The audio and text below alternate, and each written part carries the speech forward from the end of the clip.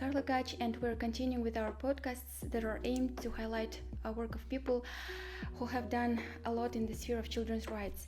And before we start, let me outline that this podcast doesn't reflect on the opinion of OSCE Academy in Bishkek, Global Campus of Human Rights, and Right Livelihood Foundation. And today we have a very, very special guest, and this is Barbara Strasser, who is a project manager of the Children's Rights Direction at the Global Campus of Human Rights in Venice. And Barbara is a child protection specialist with extensive on-the-ground experience working in complex emergencies, focusing on conflict-affected contexts. And one more thing to outline is that this week has been a very special week since we're having a Children's Rights Week, and Barbara, along with Elvis Fokala, our expert, are teaching for our students at the MA program for Human Rights and Sustainability.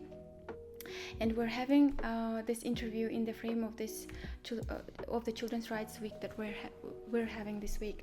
Once again, hi Barbara, thank you so much for coming to teach to the OSCE Academy in Bishkek, to our students, and thank you so much for agreeing to this interview after a long teaching day. The first thing to start with, wanted to ask you, could you please briefly tell about the work that you do now and the work that you have done prior to coming to Global Campus of Human Rights?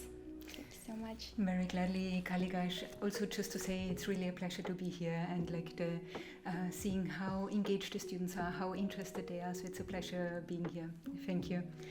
So my current work, I work as the Children's Rights Project Manager at the Global Campus of Human Rights, which is an association of over 100 universities worldwide who teach on human rights. So basically the biggest human rights education network across the world.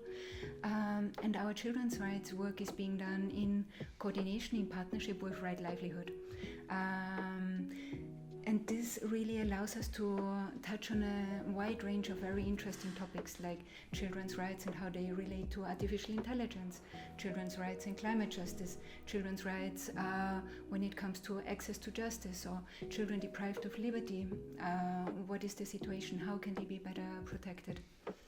And we work in close coordination, close cooperation with 8 regional child rights experts across our network, like you, here in our Central Asia hub. We coordinate and support the implementation of a wide range of projects. So some projects are more focused on research, some are more focused on education, and some are projects that even have been developed and are being implemented by children themselves. So those would be children who are part of our Global Campus Child Leadership Team. Thank you so much. And about the practical experience that you had prior to coming to Global Campus, Barbara, I think it's very important for people to hear about it because it's been so extensive and so rich, the experience that you had. Could you please share with us? Gladly, yeah.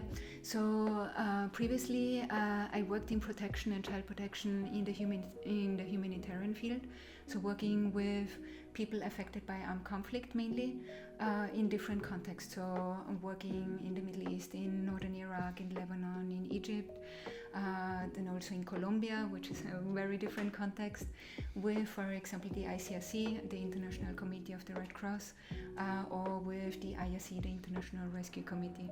So more in the humanitarian field, in the immediate response to humanitarian needs of conflict-affected populations. That's so interesting. In fact, Barbara, and another thing that we wanted to ask is that could you outline 3 or 2 main issues related to children in the region where you worked? And it's obvious that there were probably many issues, in such regions and in such circumstances, but maybe 2 or 3. And which group of children were the most vulnerable in conflict zones? In terms of the challenges, one thing that I've seen across the different regions where I worked, and that is something that I find really challenging, is often the impunity for perpetrators of violence against children. So there are often people, there are severe violations of children's rights that are happening, but then there's no accountability for the perpetrators. Like, for example, everybody knows, this commander, he likes very, very young girls. Or like there was a case of a person really severely injuring 2 children. One of those children afterwards died, and nothing happened to the perpetrator because he had very good connections. So he was a very well-connected person. Nothing happened, no accountability. So this is something that I've seen across, like in different countries, in different situations. And of course, when there's a conflict, there's even more risk of impunity for perpetrators of violence against children. And in terms of the most vulnerable groups of children, I mean, when we, like in the classes, just today in the class, we talked about the socio-ecological model that we have in child protection. So you have the child at the center, and then different protective layers or different layers around the child. And for some children, where there are already some factors in place that put them more at risk than others, for example, children who are already living without their parents, or children who maybe live with a disability, children who might be from minority groups,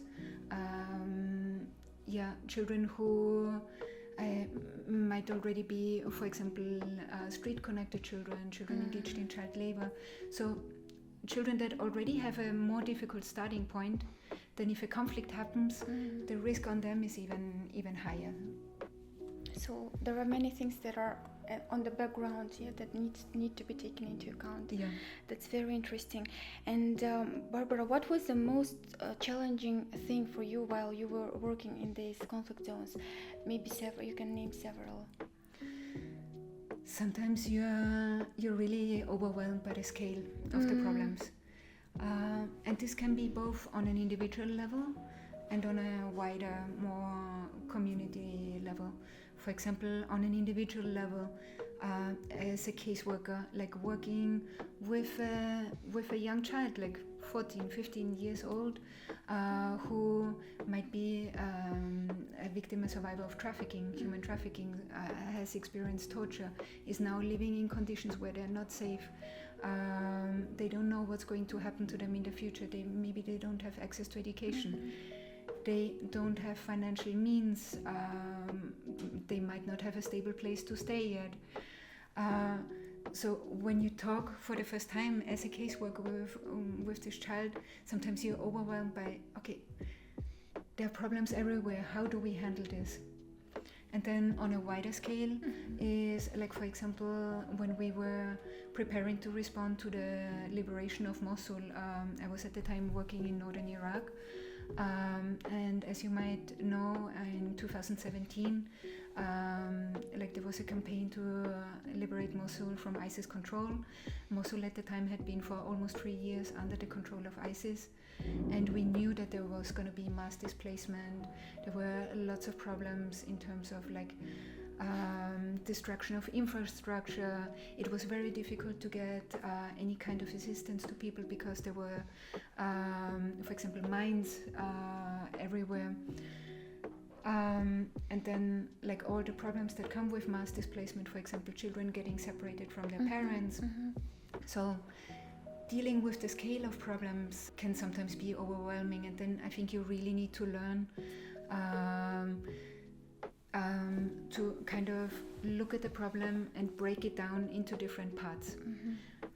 Like whether this is individually with this child, like looking at the different aspects of the child's life and developing a plan on how you're going to address the different problem areas, or then in a situation as in Mosul. And like key to all of this is realizing that nobody can do everything.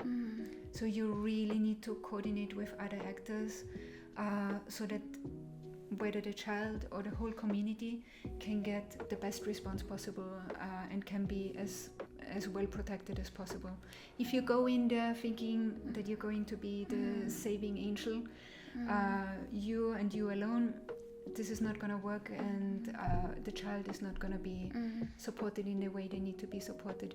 You need to coordinate with other actors and really look at the child, put the child in the center of everything that you do, and support them as best you can with the resources that you have available. Thank you so much. Barbara, I can imagine how not easy it is to work in such a zone or with children specifically, because I also had a little experience of working with children in orphanages, in oncological center, and at one point I realized that it's very difficult in terms of your own psychological health, your mental health. So how did you deal with your own mental health, and what helped you to keep this balance of also feeling well yourself? That's an important point, because if you don't feel well yourself, you're not going to be able to be useful to anybody else. Yeah, in a way, like one thing I always say, like if you're working protection, child protection, you need to be able to be happy, very happy about very small achievements, because you're dealing with a lot of problems. So if there's one positive thing, you need to find a lot of joy in the little small successes.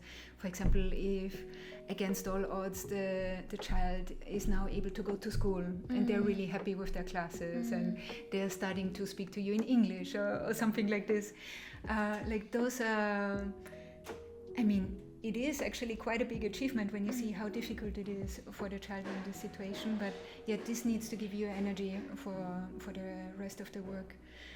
And then, like everybody always says, like self-care, there's a lot of talk about self-care, but then in practice often it is not very difficult to implement this, or like the workload is also so high that there's not, that it's very difficult to keep the balance. And to keep the balance. But finding something that makes you happy, not feeling guilty if you do something, if you need to take an afternoon sometime to say, okay, like today, now it's only my day. I need to do something for myself. Having people around you that are important to you, that help you find the balance. I think this is like there's no easy solution, but everybody has to find their way. But I think at the beginning, like when you're starting out in this work, it's very easy that you feel guilty. Like, how can I be enjoying like the time with my friends when this child I've just been talking to is living in this horrible situation? You can do the best you can to support the child in the situation, like really do your best, work very hard, but if you don't also have those moments with your friends, or do the sport that you enjoy, or listen to a podcast of books about the 19th century, whatever makes you happy, if you don't have this part as well, you won't be able to support the child. So it's very important also to feel yourself with positive energy, and then to give back to children. Exactly. Yeah, thank you so much, because it's very important for people who work with children not to burn out, in order to be able to help. You already mentioned, Barbara, regarding the like what to take into consideration while working with children, but I again would like to ask this question on if there is a student or professional who wants to go into a conflict zone to work with children, what do you think they need to be taking into consideration? What aspects? Maybe one of the most important ones to outline. You have already mentioned some, but to add up. Again, like go into this line of work because you really like it, because it is something that you want to do, not because you think you're going to save the world, because you're going to be one small point in the road, in the very difficult road that the children that you're going to meet are walking along. And it is an incredible, I mean, I don't want to sound soppy, but really it's an incredible privilege to be there and like try to make things easier for them in a moment, or like help them go into a direction where they're more protected. But you're one point in a long way of the child. So having the right kind of perspective of yourself, and the importance you have. And then on a more personal note, also in this line of work, like you're usually like changing from one country to the next every year, every couple of years, so it can be very difficult to balance work and your private life.